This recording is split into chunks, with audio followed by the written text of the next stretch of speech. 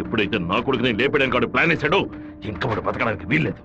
హైదరాబాద్ వెళ్ళి వాడి పొట్ట కోసేసి ఆ పేగులు మెడ వేసుకొచ్చానా? వాడు ఊరితో గొడవ పడలేదు, నాతో గొడవ పడ్డాడు. వాడిని నేనే నరికి చంపాలి. ఏ రోజైతే వాడు ఈ ఊళ్ళో అడుగు పెడతాడో ఆ మరుక్షణమే వాడి తల తెగి. అన్న ఈరభద్రం కొడుకులు లేపేయడానికి మనమే మనుషులు పంపామని అతనికి తెలిసిపోయింది. ఇప్పుడు ఊరికి వెళ్తే మన ఊరికి వదలడు. అవునన్నా, ఇక్కడ మంత్రి వరదరాజుల ప్రాబ్లం పెద్దదిగా ఉంది. సరే, ముందు నువ్వు హోటల్ రూమ్ ని ఖాళీ చేసి అలాగే ఎమ్మెల్యే హాస్టల్. అలాగే అలాగేనా?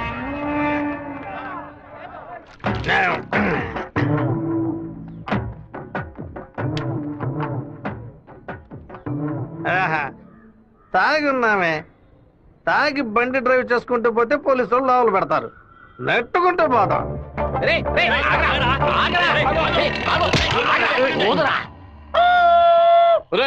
సరిగ్గా ఊదరా. ఇదిగో ఊదుతున్నానయ్యా.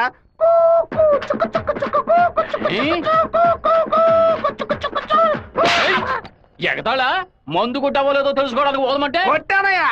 వీధి వీధికి పై షాప్ ఓపెన్ చేసి పెట్టి రెండ్రా తాగండి అంటూ మా దగ్గర ఉన్న డబ్బులన్నీ నాకి పారేస్తున్నారు. సైకిల్ మీద బైక్ మీద వచ్చిన వాళ్ళు అక్కడ ఎట్టేళ్తారా?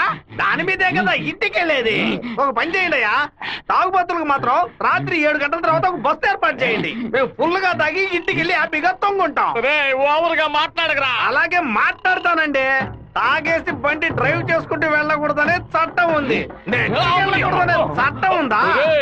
బండి నెట్టుకుంటూ వెళ్ళడం తప్పు కదా, కానీ ఎవడ బండు నెట్టుకుంటూ వెళ్ళడం తప్పురా. నెట్టుకొచ్చింది మా హెడ్ గారి బండి అయ్యా.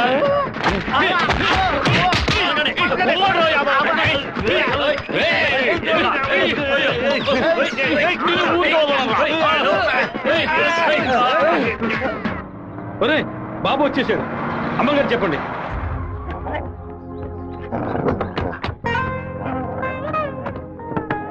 తూర్పు వైపు తిరిగి కూర్చోండి బాబు. కూర్చో.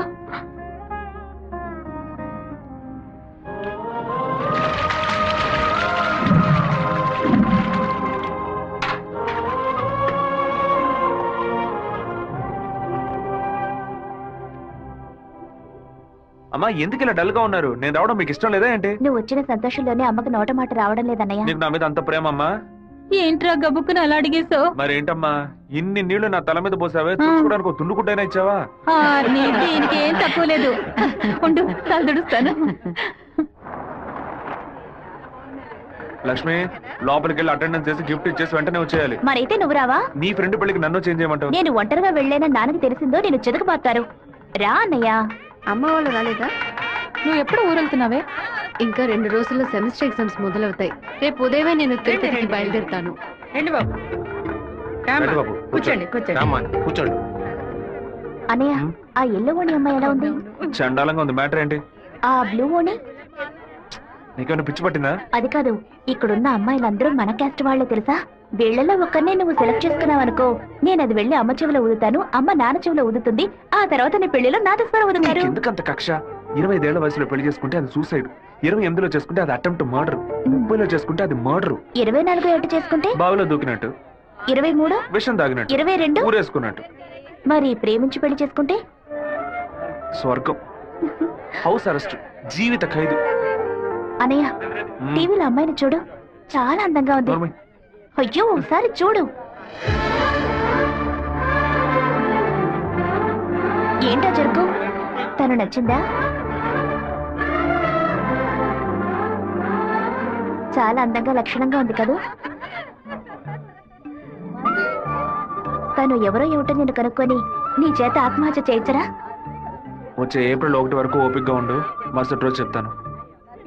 ఏమిటనయ్యా, లవ్లో పడ్డావా? ఒక అమ్మాయి అంగీకారం కోసం 6 నెలలుగా వెయిట్ చేస్తున్నాను. తనేం చెప్తుందో తెలియట్లేదు. మీద పడతా. నువ్వు మా నాన్న తల నరికేస్తే నా కుటుంబంతో పాటు వచ్చి నీ కాళ్ళ మీద పడతాను. అలాగే నేను నీ తల నరకపోతే మా నాన్న వచ్చి నీ కాళ్ళ మీద పడతారు. అంటే నేను నీ తల కన్ఫర్మ్ గా నరికేస్తానని చెప్తాను. నేను ఇప్పుడు మంత్రినిరా.